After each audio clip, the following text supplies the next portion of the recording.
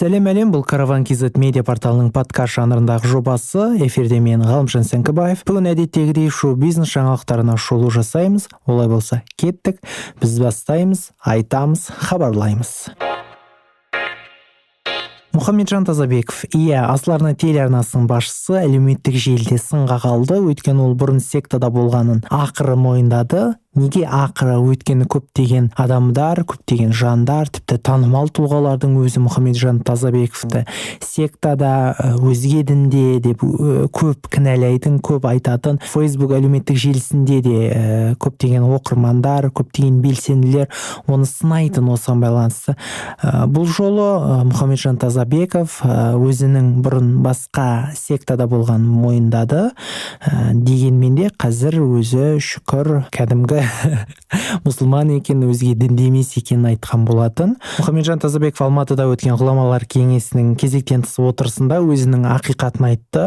Бұрын адасқан ағымен аралас құралас болған мойындай отыра, ол бүгін көзқарасы мүлде өзгергенін ашық айтқан болатын. Оның не айтқанын сіздерге айтып берейін. Біріншіден, Мұхамеджанның ақидасы күмәнді. Бұл Матридиге көңілі бұрмайды, Саудияға қатысы бар, бұл дарымы-бәрікпен жақсы, анаумен жақсы деген ақидалық проблемалар бар. Құдайдың алдында арым таза болу үшін, екіншіден сіздерге деген керек кезде құжат болу үшін мен өзімнің діни таным түсінігіме байланысты ашық көзқарасымды айтқым келеді деп сөзін бастады Тазабеков.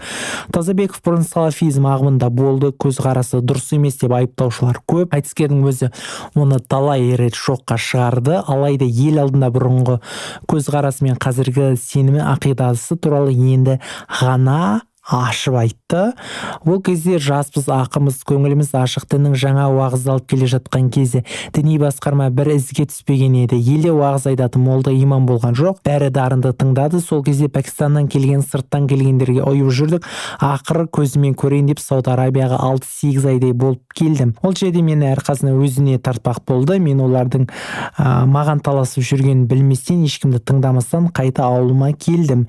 Ешкімді ұстаз тұтып, біреуінің артынан еріп кеткен жоқпын.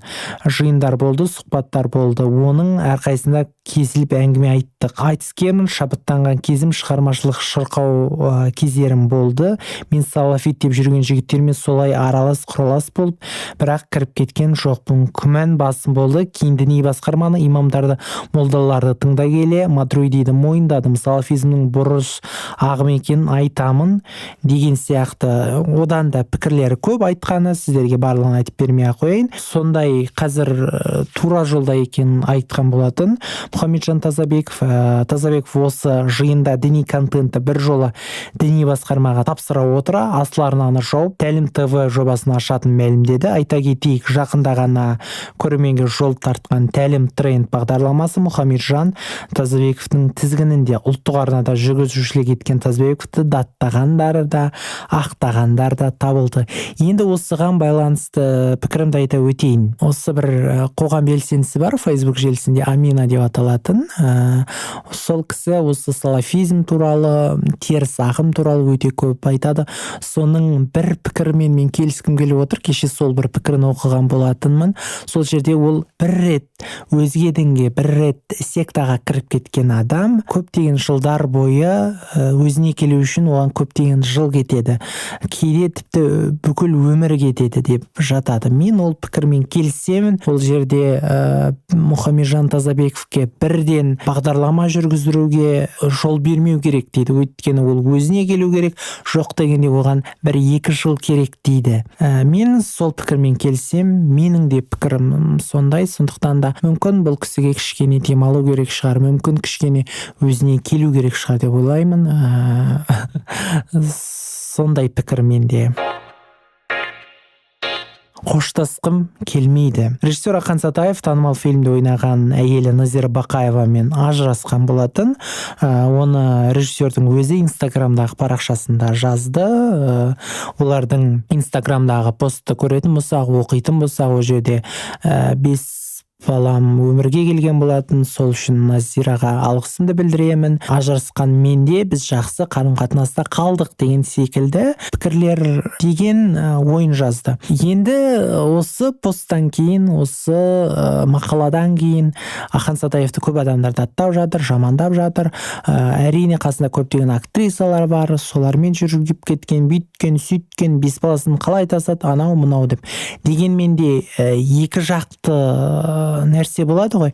Мүмкін екі жақтан да келісім солай болған шығар. Қазір Назира деген кісі енді Ахан Сатаевтың экс әйелі, қазіргі таңда психологиямен айналысады. Қазіргі таңда бұрын ол мысалы хиджаб киетін еді, оранып жүретін еді, оның барлығын шешті, оның барлығын тастады, көбінесе психология жаққа қарай кетіп қалды.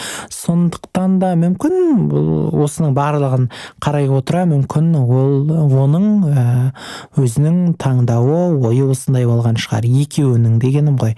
Сондықтан да бір жақты жамандаған дұрыс емес секілді.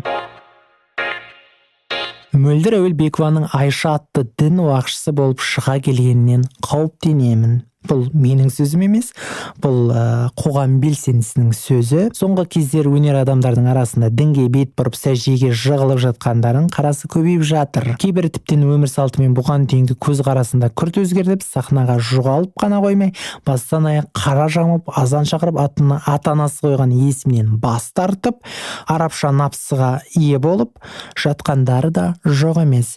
Мәселен, жақында ғана намазға бет бұрған белгілі әнші Мөлдір Әуелбекованың қазақша атынан бас тартып, Айша атты есімге ие болғанын айту керек. Былай қарасаң дұрыс секілді, бірақ мұның артында үлкен қауіп жатқан секілді деп айтқан болатын Facebook желісінде Амина Смагулова деп аталатын қоғам белсендісі.